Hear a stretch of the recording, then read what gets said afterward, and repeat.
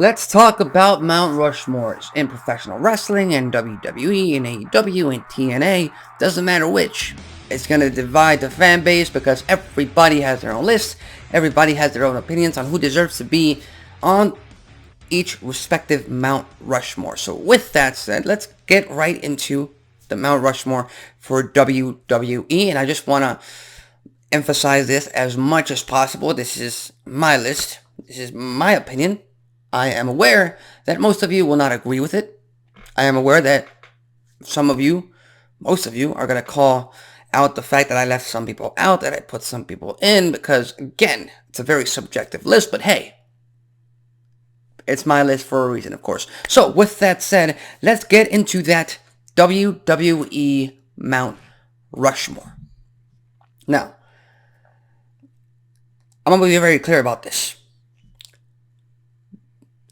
The main factor I'm taking into account when it comes to Mount Rushmores is how much business, how much impact they had in the company.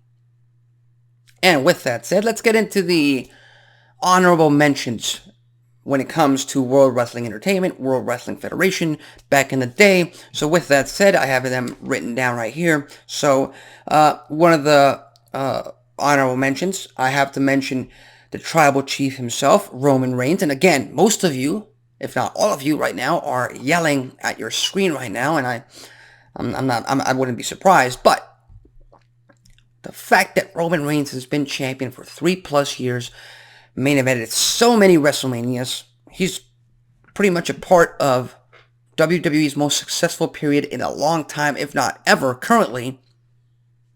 You gotta take that into consideration. Now, again, the only reason I don't have him on the Mount Rushmore currently is because his career isn't over.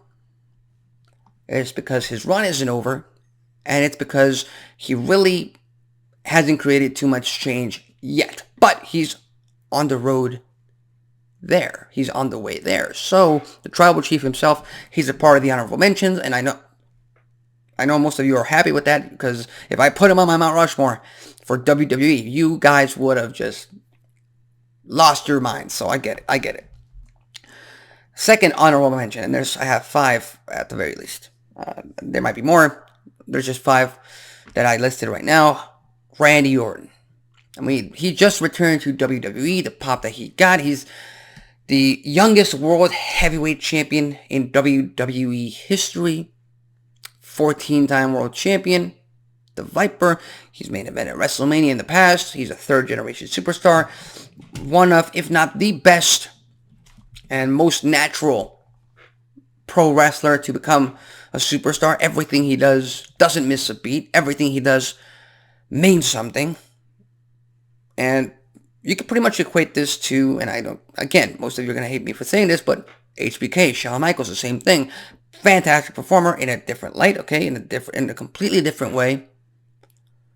But these two guys, Randy Orton, HBK, multiple-time world champions, multiple-time main eventers. There's a reason why they call Shawn Michaels Mr. WrestleMania, and Randy Orton, you can literally put him in anything. The main event, the mid-card, the undercard, which he doesn't deserve to be there, a tag team, nothing for you to put someone over. He gets the guy over. That's how good the Viper is, and that's how good the Viper has been in his entire career. And that's 20+ years at this point. So HBK, Orton, Reigns are a part of my honorable mentions. And I have 2 more honorable mentions. Of course, we're talking about the game Triple H, 14-time world champion, multiple main events, of course. Currently running WWE Creative, one of the most influential men currently and in the past, both when he was in ring and now behind the curtain. Triple H deserves to be on honorable mentions for me. And again, this is my list. And of course, we gotta bring it back to the 5th and final honorable mention. And this is gonna surprise a lot of you because, of course, I'm talking about the godfather of WWE himself. I'm talking about Mark Calloway. I'm talking about the dead man, The Undertaker, the historic man who had the undefeated streak for 21-0 before Brock Lesnar came and ended that in 2014. He's an honorable mention, multiple-time world champion, multiple main events. Again, he's done so much business. As a matter of fact, in the early 2010s, The Undertaker's undefeated streak pretty much carried the WrestleManias along with Cena versus Rock Once in a Lifetime, and then the title match that followed. But overall, the undefeated streak was a big selling point. He's been with WWE for so damn long. Again, he's the godfather of WWE, so he's a part of that honorable mention for the Mount Rushmore of WWE. And of course, let's get right into the 4. All right. Number 1, a lot of fans don't like him, and I get it. I don't like what he did in the past. You don't have to agree. You don't have to agree with my opinion on the fact that he's still on the Mount Rushmore for what he did in WWE. But of course, I'm talking about Hulk Hogan. Hulk Hogan is a part of WWE's Mount Rushmore, bar none. You can't make an argument to take him off at all.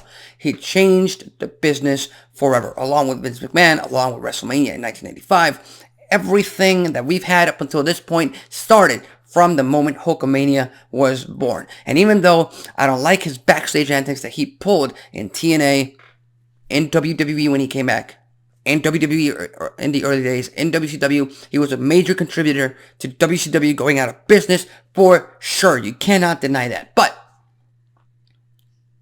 we cannot get to the Rock and Wrestling era. We cannot get WrestleMania.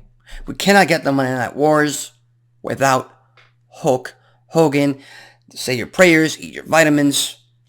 You can't get anywhere in today's landscape of pro wrestling, today's landscape of sports entertainment, without Hulk Hogan. Just throwing it out there. And of course, I believe he's a 6-time WWE champion, 6-time WCW champion. His accolades inside the ring also speak for themselves. And we got number 2 on that Mount Rushmore. Stone Cold Steve Austin, the Rattlesnake, the main star, the most popular star during WWE's most popular era, most booming era when WWE was at the height of pop culture, baby. 1997 to 2001, 02, Stone Cold Steve Austin, the Rattlesnake, main evented multiple WrestleManias, the Austin 316 shirts, the beers, all the moments that he's created. He is the pure definition of what fans want to be. Wanted to be back in the day and still want to be today. Stone Cold Steve Austin is a part of WWE's Mount Rushmore. You can't deny that. You can't throw him off of there. And he's very much beloved, still popular, still one of the top sellers, top merch sellers in WWE, and there's a damn reason for that. And of course, the Rattlesnake, we might get one more match out of him. We saw him against Kevin Owens like a year and a half ago at WrestleMania. People are expecting him to go up against CM Punk in the very near future. We'll just have to wait and see. But for now, Stone Cold Steve Austin, definitely on that Mount Rushmore. On the 3rd spot,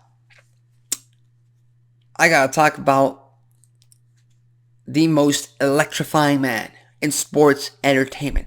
The Rock, Dwayne Johnson, Rocky Maivia, whatever you want to call him, the guy is gold on the mic, especially during the Attitude Era.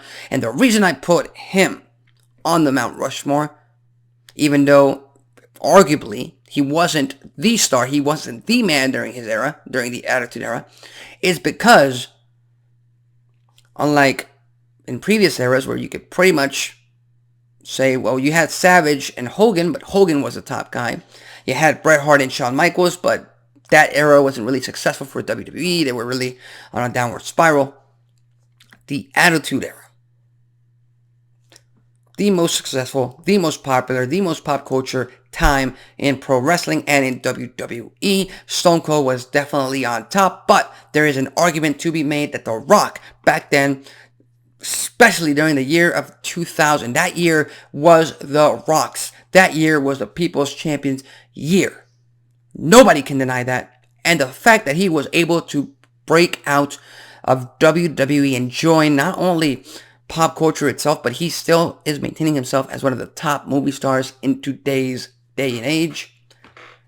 That puts him head and heels above the rest. And again, that's a very controversial opinion because he did have a very short full-time run with WWE, but what he was able to accomplish in that full-time run, however short it was, makes up for it, in my opinion. He still did grandiose business To the point that main event of WrestleMania X7, Rock versus Austin, the biggest main event in WrestleMania history. You can't convince me otherwise. Doesn't matter. I don't care about that stupendous WrestleMania main event between Lesnar and Reigns. That is just marketing. Rock, Austin, 2001, I believe the Astrodome in Houston. That is the best, biggest, most important main event in WrestleMania and WWE history, in my opinion. You can't convince me otherwise. That's why The Rock is on this Mount Rushmore. And finally, the fourth and final spot for WWE, we gotta talk about the face that runs the place, baby. You can't see him because he's not a full-time part of WWE anymore, but John Cena. My man John Cena has been pretty much introduced into pop culture for over a decade at this point. What he's done in today's landscape, when WWE's popularity in pop culture right now, their viewership has gone down. They're still very successful, but that's mainly worldwide. As far as the US goes, the main reason WWE is still as big as it is in the US, as important, as prestigious, the reason why current casual viewers, casual fans are able to recognize WWE for what it was back in the day, but still want to watch it today, is because of what this man did. The 16-time world champion, multiple-time main eventer, the face that runs the place. He ran this company for 10 plus years. He was the face of WWE. He got mixed reactions. He did not care. He was still, people either loved him, people hated him, people watched. People paid tickets, fans paid to buy his merchandise. Fans paid to watch him lose, and even though he didn't lose so many times, he is still one of the most over guys, one of the most successful guys, one of the most important guys in WWE history. Currently regarded, even though it might just be a marketing ploy, but hey, there's an argument to be made. He is one of the greatest of all time. John Cena is a part of my WWE Mount Rushmore, so there it is. Those are my four members of the Mount Rushmore in WWE. I know most of you will not agree, but of course, Hulk Hogan, Stone Cold Steve Austin, The Rock, and John Cena. So with that said, what's your Mount Rushmore? Who would you take off of mine? Who would you add? Who did I miss on the honorable mentions? Am I crazy for putting some of the people that I did on my Mount Rushmore and some of the people that I did on my honorable mentions? Leave your thoughts, comments, predictions, and your own list on the comment section below. With that said, I'm Alexis Carrillo. This has been Wrestling Talk, and I'll see you next time.